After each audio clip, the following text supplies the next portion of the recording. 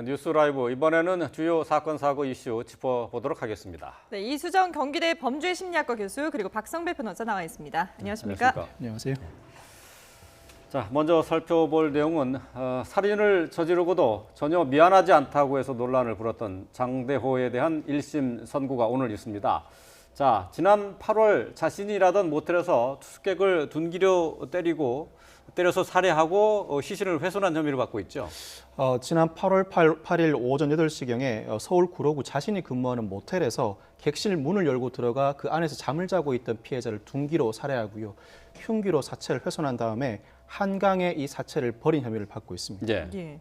그런데 지금 아직까지도 글쎄요, 장대호의 일방적인 주장만 있기 때문에 왜 살해를 하게 됐는지 이 부분이 명확하지 않은 것 같아요. 네, 범행 동기는 지금 피해자가 사망했기 때문에 정확하게는 알 수 없으나 예. 추정컨대 이제 장대호의 이제 해명 중에 하나가 네. 일단 모텔이 이제 선부를 해야 되는 그런 상황인데 손님이 이제 후불을 하겠다라는 게 굉장히 좀 괘씸하게 생각이 됐다고 합니다. 본인의 이제 지시를 따르지 않았기 때문에 네.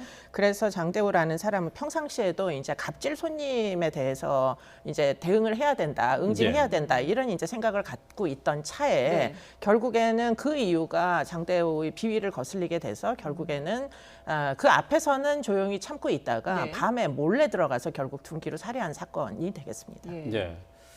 자, 살인 사건의 피의자가 자신의 범행을 인정하면서도 반성하지 않는 모습을 보이는 것은 상당히 좀 이례적 아닙니까? 장대호가 자수를 하면서부터 범행을 그대로 인정을 했는데 수사 단계에 이어서 재판 단계에서도 반성하는 모습을 전혀 보이지 않았습니다. 네. 재판 내내 살이 사욕을 채우기 위해서 살해한 것이 아니기 때문에 유족에게 용서를 구하고 싶은 마음이 없다라고 진술했고 예. 반복해서 미안하지 않느냐라고 물어도 전혀 미안하지 않다. 사형을 당해도 괜찮다라고 밝혔습니다. 예. 이 말을 방청석에서 들었던 유족들은 울분을 토하기도 했죠. 예. 이수정 교수님은 아무래도 이제 범죄 심리 전공이시니까 이런 네. 범죄와 관련된 그 피의자들 많이 보시잖아요.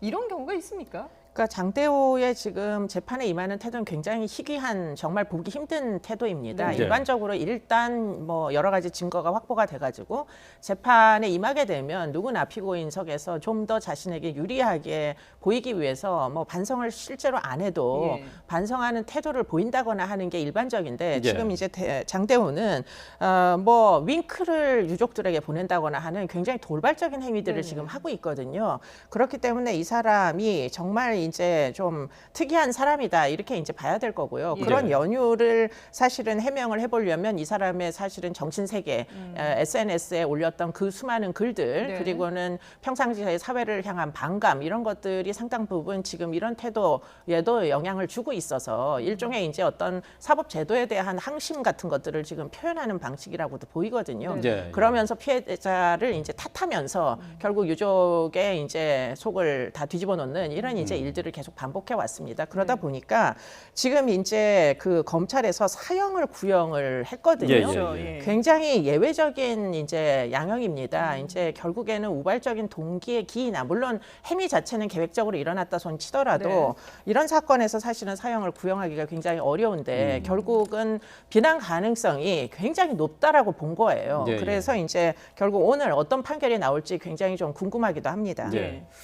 그런데 이 살인을 저지른 범죄자의 경우 글쎄 이제 살인을 저지를 만한 무슨 동기가 있었을지 모르겠지만은 그런 감정이 좀 가라앉을 시기가 있지 않겠습니까? 좀 시간이 지나면은 그런 감정이 누그러들 것 같기도 한데 네. 장대호 같은 경우는 그런 변화의 기미도 보이지 않고 있단 말이죠. 네, 그러니까 이 사람의 사고 방식은 굉장히 자기 중심적이고 자기 입장만 계속 강권하는 이런 태도를 유지하고 있기 때문에 네. 지금 물론 모든 살인이 사실은 타당한 이유는 있지 않습니다. 예, 그럼에도 불구하고 지금 이제 거의 궤변 수준이거든요. 그렇기 때문에 지금 그런 모든 이제 재판에 임했던 태도 같은 것들이 지금 검찰이 구형하는데 영향을 준 것 같은데, 근데 문제는 보통 우리나라의 경우에 한 명을 사망에 이르게 한다고 사형이 선고되지는 않는 나라이다 보니까 네네. 사실은 지금 오늘의 이제 재판 결과가 굉장히 궁금증을 유발하는 그런 상황입니다. 네. 네. 잠시 뒤에 이제 10시부터 재판이 진행되는데 최종 선고가 나오기 전에 최후 진술을 하는 시간도 있지 않습니까? 이때 뭐 어떤 그 변화된 모습을 보일까요? 원칙적으로 선고 비일에는 최후 진술을 하지 않습니다. 아, 지금 그렇군요. 결심 예. 공판에서 피고인의 최후 진술이 이루어지는데 네네. 혹시나 재판장이 한 번 더 진술할 기회를 줄 수도 있습니다. 형사사건 선고를 할 때는 마지막 선고하는 순간까지도 피고인의 태도를 보고 양형을 결정하는 경우가 많기 때문이에요. 아, 예. 범죄 혐의를 모두 인정함에도 불구하고 반성하는 모습을 전혀 보이지 않았기 때문에 마지막으로 피고인에게 묻습니다. 반성합니까라는 걸 물어보고 그 답을 듣고 선고할 가능성도 충분히 있습니다. 아, 예. 그렇군요. 자, 1심 선고는 글쎄요. 지금 재판은 10시로 예정되어 있기 때문에 선고 결과는 오전 중에 나올 것 같습니다. 나오는 대로 전해드리도록 하겠습니다.